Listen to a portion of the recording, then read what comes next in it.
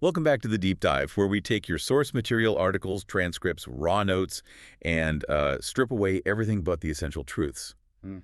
Today, we're crossing a serious threshold.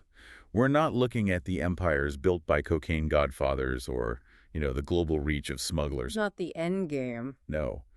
We are focusing on the precise moment they started. Our mission today is a deep investigation into the psychological and societal first taste of the criminal life. That's exactly right. For this deep dive, we are consciously looking past the massive, successful organizations, the ones moving hundreds of tons or controlling entire sections of a city, and zooming right in To the beginning. to the raw, messy, and often juvenile starting points. We are hunting for that critical juncture, the moment innocence was shed and the very first terrifying risk-reward calculation was made. And for the people we profile, this one decision defined their entire adult existence. It really did. And what immediately jumps out, looking across all these diverse origin stories, from the streets of Harlem to the border towns of Arizona, is the age. The age is everything. The starting line for so many of our guests was incredibly young, insistently pegged at between 12 and 16 years old. That reveals a devastating, critical, and often missed window for intervention, doesn't it? It is more than just a data point. It's an indictment of the systems meant to protect children. Absolutely. It's astonishing how consistently that age range appears. A 12-year-old child is not just making a bad decision, they're performing a conscious, calculated decision to commit a serious felony for immediate profit. And this is where the debate has to begin. Right here. Absolutely. So, we have two emerging themes from the sources, which, often seem to be in direct conflict. Always. The first theme, which I advocate for from a sociological perspective, is that crime is fundamentally a systemic outcome. Okay. Factors like extreme economic deprivation, absent fathers, generational cycles of violence, and fractured family structures create conditions that literally push these children toward crime. They're left with few viable alternatives that offer a comparative sense of status or security. And the second theme, the one I find supported by the sheer complexity and, frankly, the ruthlessness of the initial acts, is the power of personal choice. The buy-in. Exactly. I argue that while those systemic issues are influential, they absolutely set the stage, they are not excuses. The decisive factor is the conscious choice, the buy-in, driven by the seductive immediate power of fast money and the undeniable thrill of the hustle. The rush. The moment a kid realizes they can make more money in 10 minutes selling drugs than their mother can make in a week on welfare, that rush, that feeling of capability, it just overrides everything else. So we have to determine whether the source material supports the gravity of the environment or the immense alluring power of personal decision. Let's find out. Okay, let's unpack this by first diving into what we've termed the cradle of crime. Good place to start. We are focusing specifically on familial and environmental gravity. These are the entry points where criminality was either modeled explicitly or where the life was necessitated by immediate surroundings and family dynamics. And that necessity factor is strong, particularly when we look at the origin story of the guest we call the jailhouse lawyer. Oh, yes. His biography is a classic, bleak cycle of poverty and violence that provides the sociologist a lot of evidence. Exactly. He grew up in a single-mother welfare household. But the trauma that defined his early life wasn't just economic hardship. No, it's much deeper. It was the abandonment by a violently absent father who left when he was 3 after shooting at them with a shotgun. Just pause on that for a second. Right. Think about the psychological impact of that. Yeah. That's a deep foundational wound that leaves a massive hole in a child's identity and sense of security. The father figure is not just gone. He is associated with immediate deadly violence. Right. And what fills that deep psychological and economic hole is the immediate, visible reward of the street. It has to be filled by something. Exactly. And his entry into crime wasn't initially driven by pure hunger. It was catalyzed by aspiration and peer pressure. He mentions his friend Booper, a crucial mentor figure whose uncle was a cocaine dealer and whose mother was a prostitute. So he had a model right in front of him. A direct, unfiltered introduction to a successful, albeit criminal, lineage. He saw a model for making it that was succeeding around him, while the legitimate model offered only the instability of welfare. And what did Booper have that the jailhouse lawyer wanted at the critical age of 12 or 13? The symbols. New shoes, and specifically a triple fat goose jacket. This is status, visibility, and instant gratification that the legitimate economy simply cannot offer a child in a welfare household. And the guest's direct quote defining his motivation was just so stark. He said, "Man, I'm tired of being broke, too." Tired of being broke, too. That quote is a mission statement, isn't it? It signifies a conscious rejection of their current economic reality. What's important is that his first hustle wasn't something petty like shoplifting. He jumped right in. He went straight into serious commerce, selling powder cocaine, starting by taking 62s. Okay, so we should pause on that terminology for a minute for you listening. What exactly does taking 62s imply here? When he refers to 62s, he's talking about the weight of the raw product. Okay. He was buying a batch, often 2 ounces, which is roughly 56 grams, but it sometimes gets rounded up to 62 grams, depending on how they work the math. And he was immediately breaking those down for resale into smaller, street-level units. So he wasn't just a runner. No, this is a quick jump to the mid-level distributor role. He wasn't just a mule or a street seller. He was immediately engaging in inventory management and processing at 12. That quickly shifts the calculation from mere survival to serious commerce, which is fascinating because it happened so early. This perfectly illustrates the sociological point. The gap left by an absent, violent father and the economic system is instantly filled by the visible, tangible reward of crime, the jacket and the shoes. Crime promises status and financial security right now, where society offers a long wait for meager welfare payments. The systemic failure is an undeniable component of the setup. I won't argue that. Okay. But let's compare that to the story of Caverio Hodges. Okay. While he also grew up around the hustle, he seems to have inherited it almost like a structured family trade, learning real business principles alongside the illicit activity. That complicates the simple poverty-forced-me narrative. Big time. Caverio's experience shows how the environment can model professionalism, which is a chilling observation. He mentions his uncle, Butch, a coke dealer, influencing his surroundings. Right. But crucially, the source material notes that he learned essential business practices from his mother, who was running legitimate businesses. Yes. She emphasized the importance of treating customers well and focusing on retention. Customer service. In a crack spot. Precisely. His mother taught him customer service. He ran a sophisticated crack spot where he knew how to manage his inventory and clientele. He would keep what he called a bag of ones for your pitcher, for short customers. Hold on, a pitcher? What's that? A pitcher, in this context, is the slang for the person who is running short on cash. Got it. So if a customer was 50 cents or $1 short for a $20 bag, Caverio would cover that difference from his own pocket, the bag of ones. That is a customer retention strategy. Yeah, it's incredible. He was providing an experience, not just a service. This wasn't just a simple drug spot. He was putting in 12-hour shifts, treating it with the dedication and rigor of a legitimate business owner. He was running a miniature corporation, just selling illegal goods. He adopted the professionalism of the straight world and applied it ruthlessly to the hustle. And that's where the personal choice thesis really pushes back against the idea that environment dictates destiny. Even in that criminal environment, Caverio demonstrated sophisticated business acumen, dedication, and long hours. This wasn't passive inheritance. It was professional adoption and optimization. He made it better. He saw a flawed or inefficient business model and made it better, focusing on retention, service, and high volume, a conscious, high-level business choice made by a teenager. But to balance that view, you have to acknowledge the morally compromised nature of his starting point, which speaks directly to the corrupting influence of the environment. Of course. The source material mentions his early darker hustles, buying coke from his godfather, Butch, cooking it into crack, and then selling the scraped-up residue from the process to kids in school.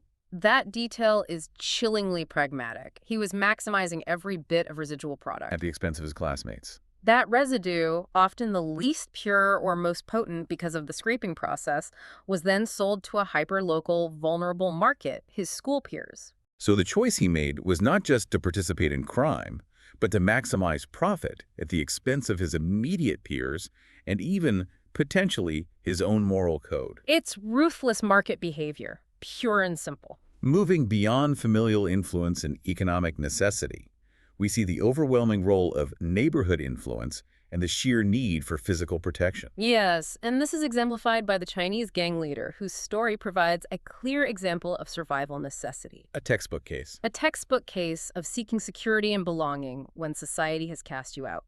He grew up in Brooklyn, where he was the only Asian kid in his class, suffering persistent and vicious bullying. And the source material specifies the trauma, including being called communist in elementary school. Can you imagine? It highlights the racial and political isolation he faced.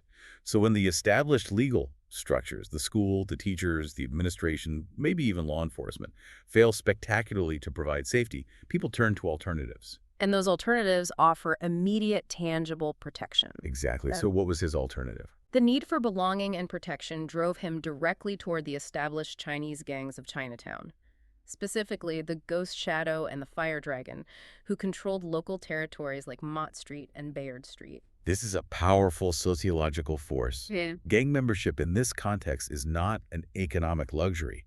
It's a desperate form of self-preservation. It's the ultimate outlaw group, providing security where civil society failed. We see similar patterns globally.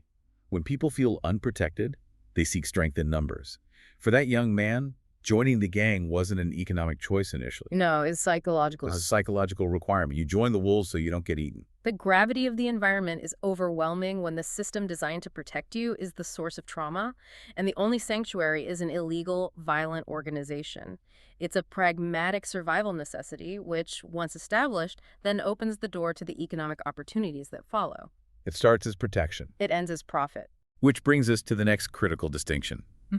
We've seen how environment and necessity drag people in.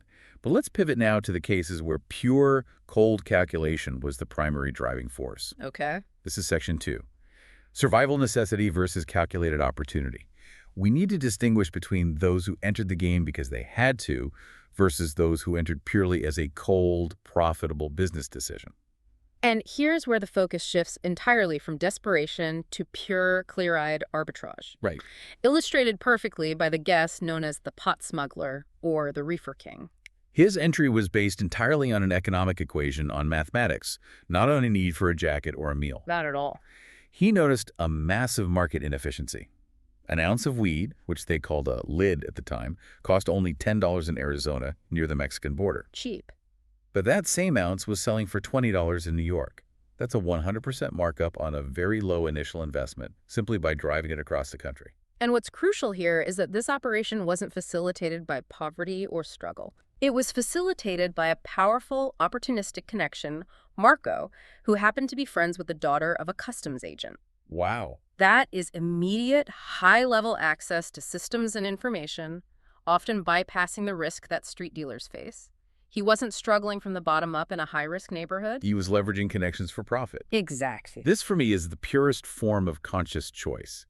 He saw a geographical price difference and deliberately chose crime to capitalize on it. He didn't need to steal. He didn't need to join a gang for protection. No. He just went on the campus and I bought an ounce, calculated the profit, and consciously decided to become a criminal based on the margin. He was thinking like a CEO on day one. He learned immediately that to be successful, you gotta take a chance. A direct quote. That's a sophisticated, analytical business mindset, not a reactive survival mechanism.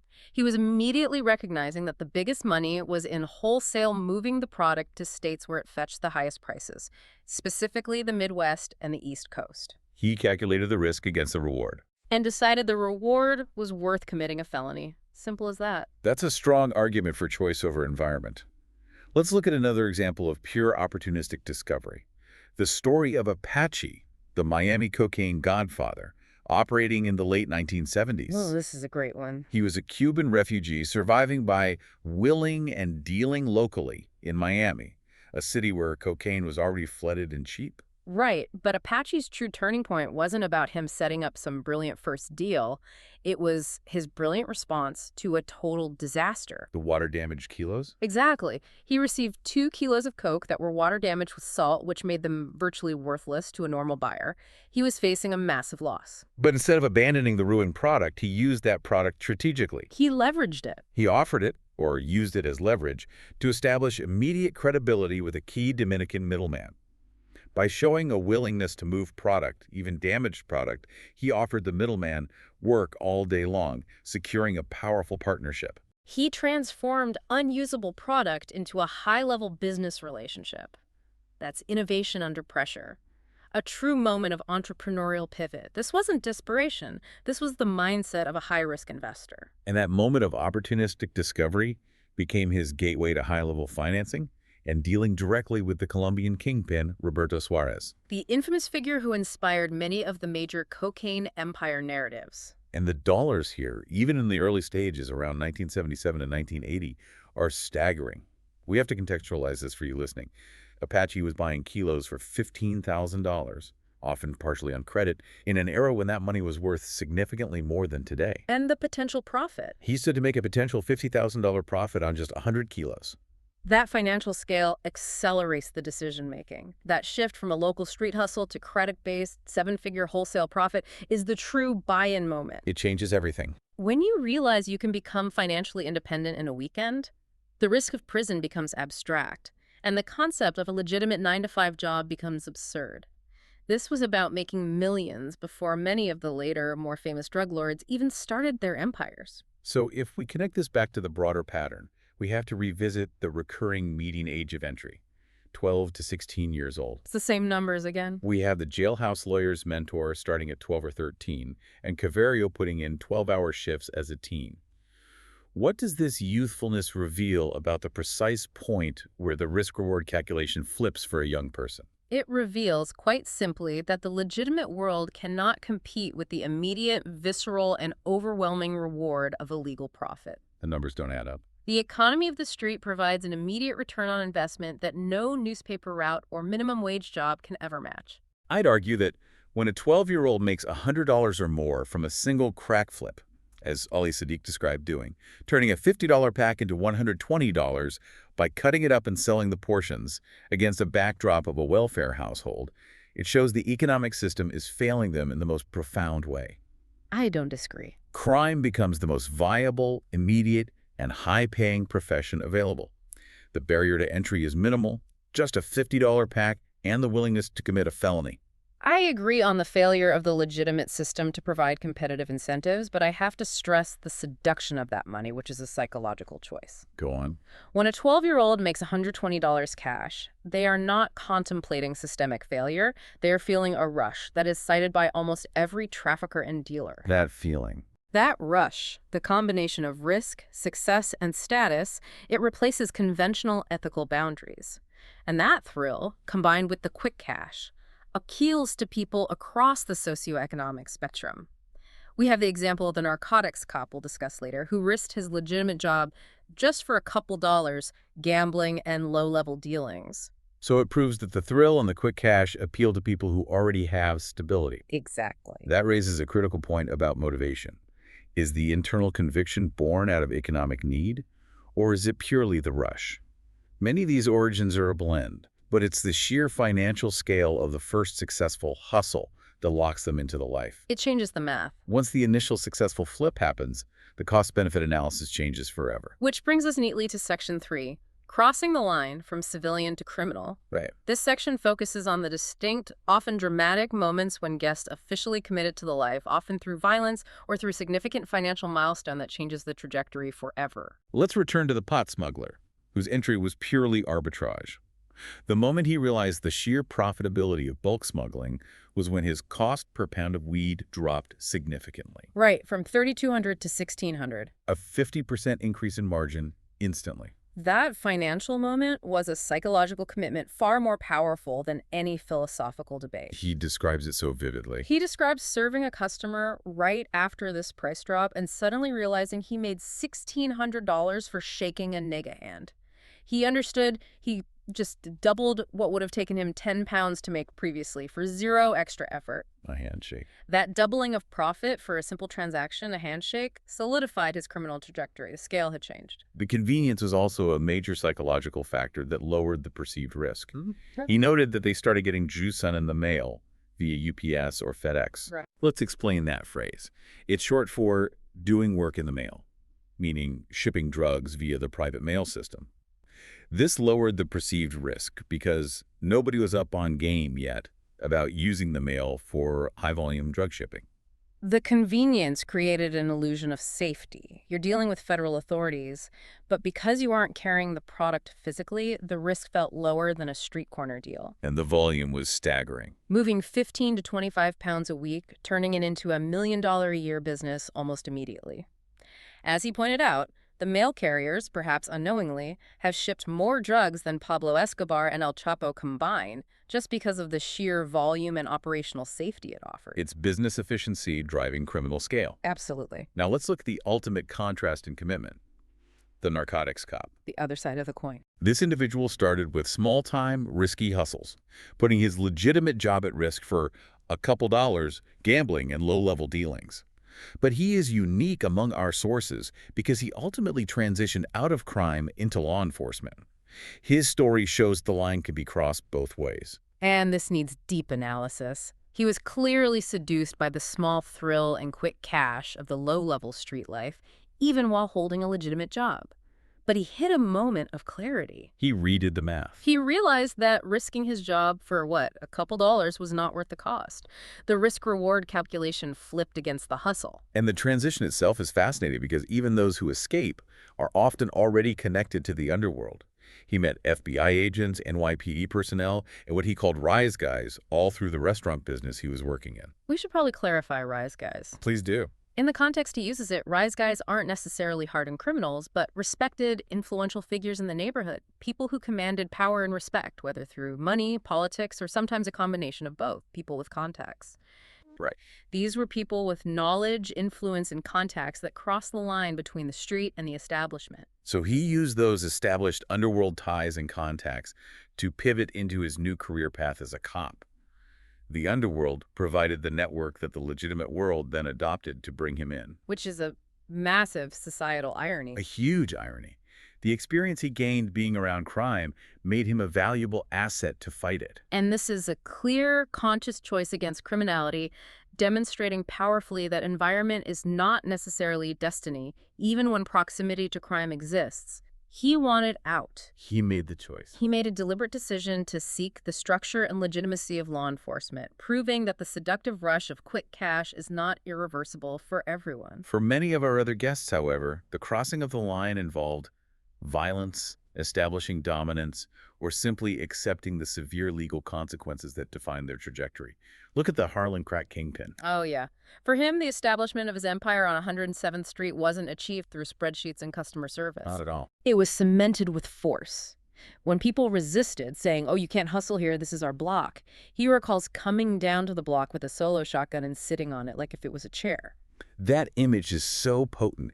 It's not just a declaration of intent. It's a statement of permanent occupation.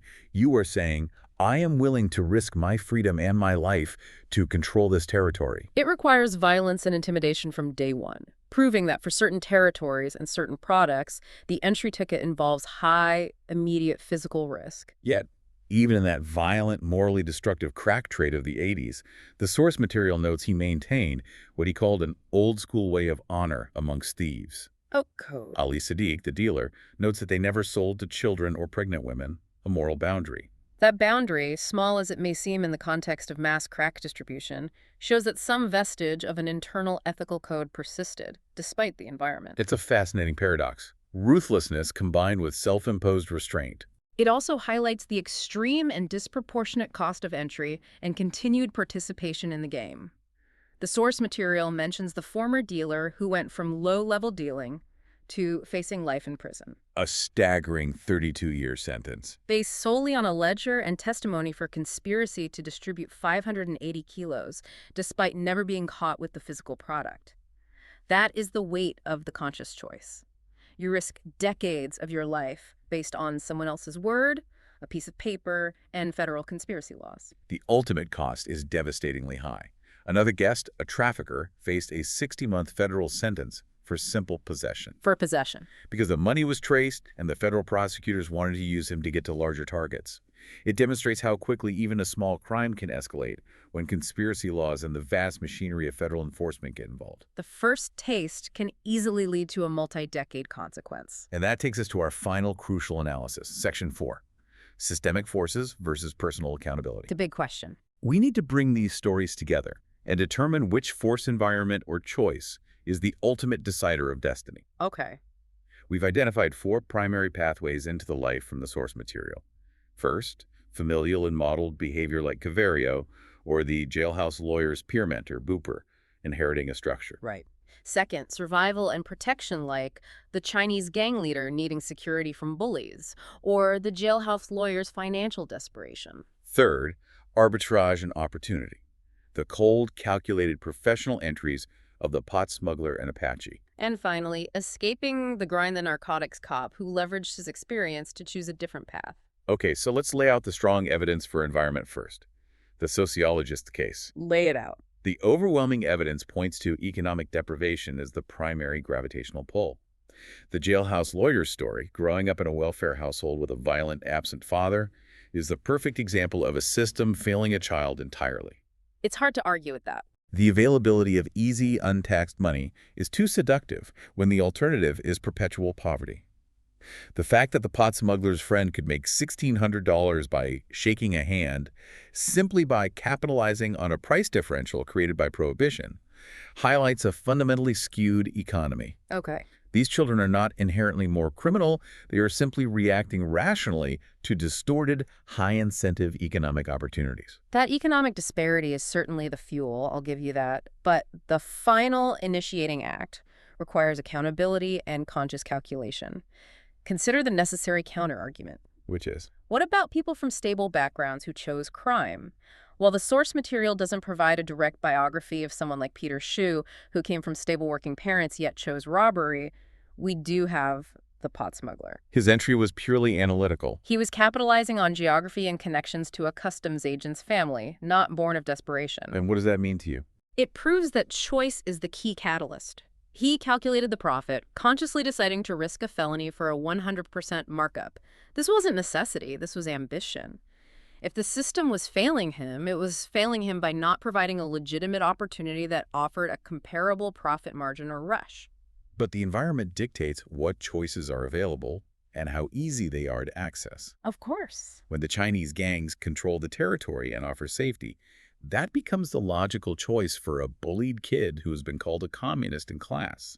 When the price of pure cocaine in Medellin is $2 a gram and you can sell it in Los Angeles for $100 a gram, the crime is generated by the prohibition itself and the massive guaranteed markup. The scale of potential profit is the gravitational force. Agreed. Prohibition creates the opportunity, but the decision to move dope or to start cutting up crack requires critical thinking, organization, and a willingness to actively commit a felony. It's work. It is work. Cavario moving from a $50 pack to $120 required him to understand chemistry, cutting agents, and market dynamics.